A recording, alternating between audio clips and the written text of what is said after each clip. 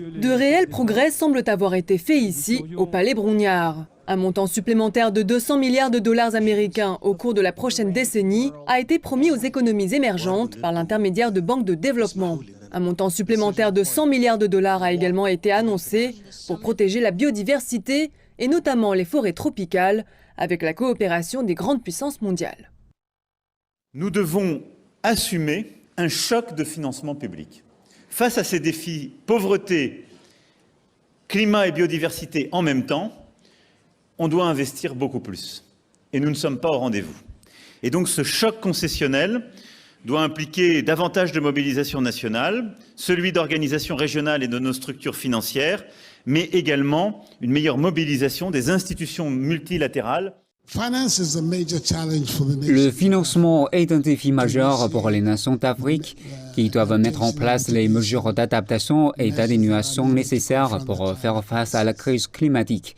Nous disposons d'importantes sommes d'argent qui sont relativement disponibles sur le continent et qui peuvent être mises à contribution. Et je fais référence aux énormes sommes d'argent qui sortent du pays de manière illicite.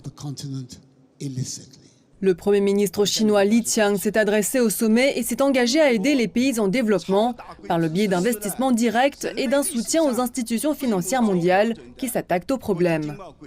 Il a également demandé aux économies développées d'éviter les politiques néfastes telles que le protectionnisme commercial, mais à contrario de promouvoir le libre-échange.